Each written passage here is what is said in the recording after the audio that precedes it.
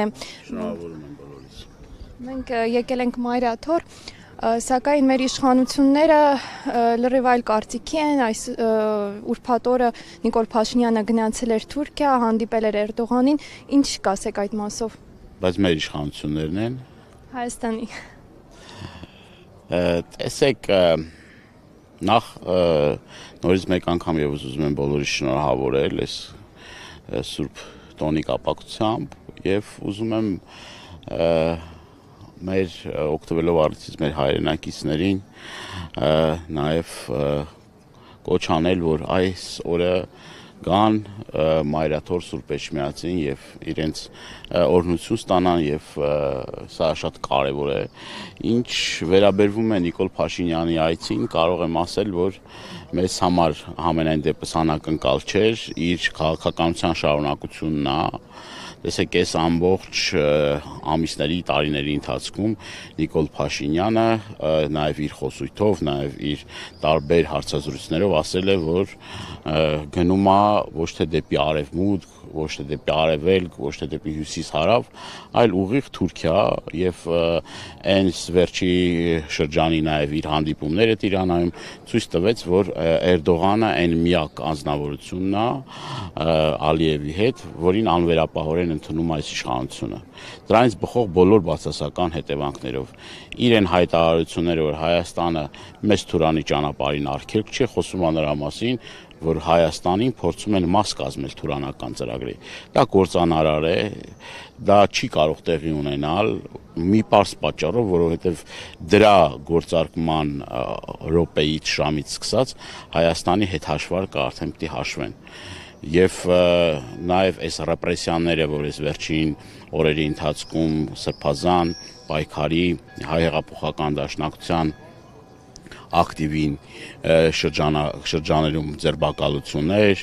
հետապնդումներ, խոսում է նրա մասին, որ նաև իշխանությունները վախեր ունեն, որ մեր հայրենակիցները թույլ չեն տալու, ակտիվ հակազդեցություն լինելու եւ Հայաստանը թուրանական ծրագրի մաս չի կազմելու։ Ճիշտ է, որևէ փաստաթուղթ չի ստորագրել Նիկոլ Փաշինյանի կողմից, բայց մեզ այս տարիները մեզ դաս են, որ Նիկոլ Փաշինյանը կարող է նաև բանավոր փոխհմբռնումներով կարևորագույն հարցերում զիջումներ անել կենսական նշանակության խնդիրների շուրջ եւ նաև մի շատ կարևոր արձանագրում պետք է անենք, որ երեք Ջեյհուն Բայրամովը, այնուհետև նաև այլ պաշտոնյաներ Ադրբեջանի հայտարարեցին, որ Հայաստանը պարտավորվածություններ ունի ադրբեջանցիների, այստեղ վերաբնակեցման խոսքը 300,000 ադրբեջանցիների վերաբնակեցումն է, սահմանադրության փոփոխության, ճանապարհի տրամադրման, այսինքն այս գործընթացները իրենք համարում են, որ ակտիվ փուլի մեջ է, եւ սա չի կարող մեզ չանհանգստացնել եւ չի կարող մեզ, այսինքն այս process-ներից հեռու պահել։ Մենք պիտի կարողանանք այս ծրագրերի իրենց այս կործանարար ծրագրերի ողնաշարը ջարդել կոտրել։ Դուք խոսեցիք ձերբակալությունների մասին, ուրբաթ օրը տեսանք մի շարք ձերբակալություններ տեղի ունեցան, ինչի համար դա տեղի ունեցավ, ինչ էր ուզում Նիկոլ Փաշինյանը դրանով ցույց տալ։ Տասնյակ ակտիվիստներ ձերբակալվել են, դրանց թիվը հասնում է մոտ 100-ի, տեսակ, որ վաղ առավոտ ծովանից արդեն ոստիկանական ուժերը կենտրոնում էին, արդեն հանրապետության հրապարակում էին եւ ինքը հասկանում է, որ այլևս ինչքան էլ բռնաճնշումներ գործադրի, ինչքան էլ բիրտուշ կիրառի, այլևս հնարավոր չի լինելու կասեցնել այն ըմբոստությունը, այն հակազդեցությունը, որ կա հայ ժողովրդի կողմից։ Ցանկացած քայլի դեպքում ժողովուրդը դուրս է գալու փողոցները եւ վռնդելու այս իշխանություններին եւ ինքն էլ իր համապատասխան տակտիկան է որդեգրել, այսինքն ինքն էլ ուզում է դրանով փորձել ճնշել, վախեցնել, հեռու պահել հատկապես այն ակտիվ մարդկանց, որոնք որ բոլոր պայքարների ժամանակ ակտիվ ներգրավվածություն են ունեցել, իրենց բողոքի ձայն են արտահայտել։ Ես ուզում եմ հիշեցնել, որ այդ ռեպրեսիոն համակարգը գործել է ամբողջ Հայաստանի Հանրապետությունում, մարզերում, քաղաքներում քաղաքներում, գյուղերում եւ նաեւ մայրաքաղաք Երևանում, ամեն դեպքում նաեւ իրեն են զեկուցել Նիկոլ Փաշինյանին, որ ցանկացած քայլի դեպքում կա մի հոց մեր հայրենակիցների մի զանգված, որը որ իրեն այդ հակազդեցությունը ցույց է տալու եւ ինքը այլևս դրանից հետո իշխանություն չի լինելու։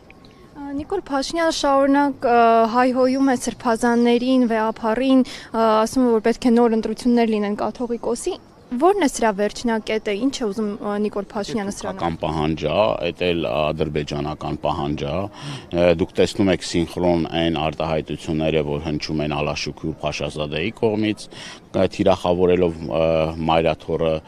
եւ նաեւ հայ հոգեվորական դասին, եւ դրանից հետո նույն խոսույթով հանդես է գալիս Հայաստանի Հանրապետության իշխանությունները։ Ասենք սա կարող ենք փաստել, որ ծրագրերը նպատակները մեկ են, հեղինակազրկելու, փորձելու ամեն ինչ անել այն հենասյունը, որ կա, որը որ միշտ հանդիսացել է մեր ժողովրդի կարևորագույն առանցքային հայապահպան, ազգապահպան նշանակություն ունենալու, ոչ միայն հոգևոր,